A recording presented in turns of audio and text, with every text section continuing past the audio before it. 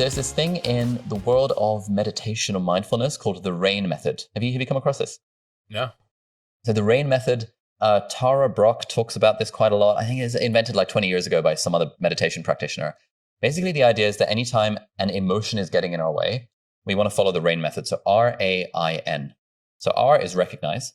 So recognize that what the feeling is that's getting in the way. In the case of I'm struggling to start my YouTube channel, I'm struggling to post that video, it's probably some kind of fear, or rather some kind of anxiety. Because I'm going to cite Brene Brown's Atlas of the Heart, which defines fear as like when there is a threat to your survival right now, and anxiety as there is a potential threat to your survival at some point in the future, maybe. And so no one ever procrastinates from running away from a lion, but we procrastinate from public speaking. We procrastinate from starting the podcast, from writing a blog, from putting ourselves out there in some way, because we perceive that there is a potential threat to our survival, i.e. our social status within our group at some point, maybe in the future. And just recognizing that as a thing that like, yeah, I don't want this video to go out because I'm afraid of what people will think of me. Okay, cool.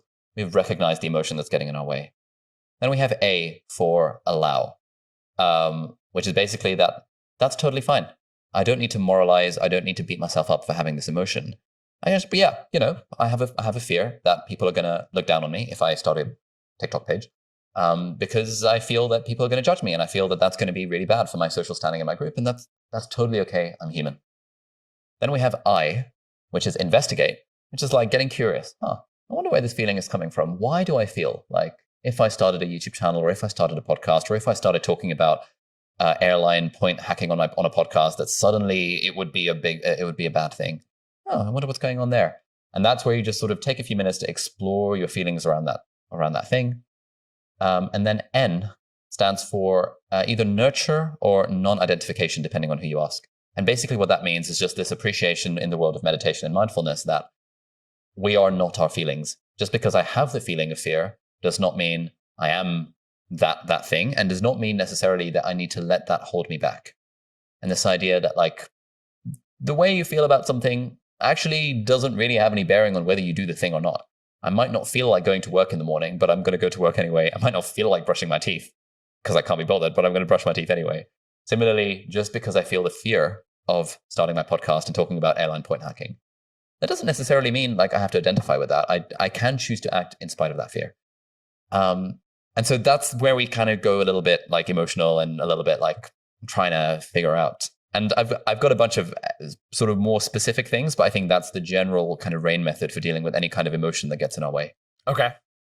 I'm practically thinking about a few ways that I would have used this. I feel like the one place where I get stuck is like, I'm trying to get a specific person to come on the show, and what's the email say? When do I send it? And then I end up just sending the thing that I drafted like 2 weeks ago. And now I'm just like, I just waited 2 weeks to do the thing I was already going to do.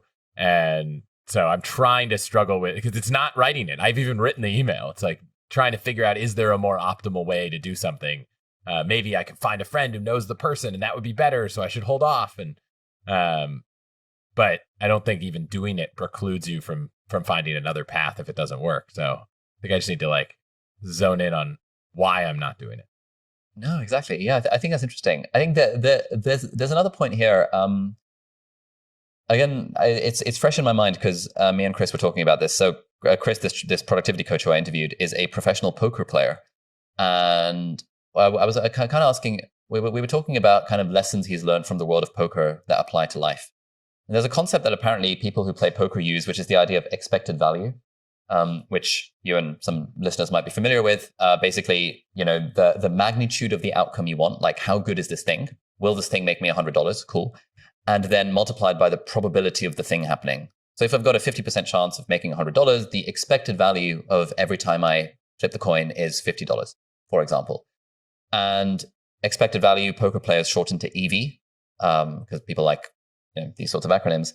And whenever poker players are making decisions, they're like, it's either a plus EV or a minus EV decision. That is the expected value positive, or is it negative?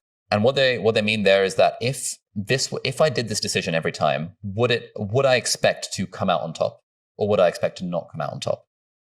Now, in the case of you're sending an email, that sounds like a pretty plus EV decision, because like if you were to send 100 emails, maybe a handful of people reply to you, but it's not like there's any real downside.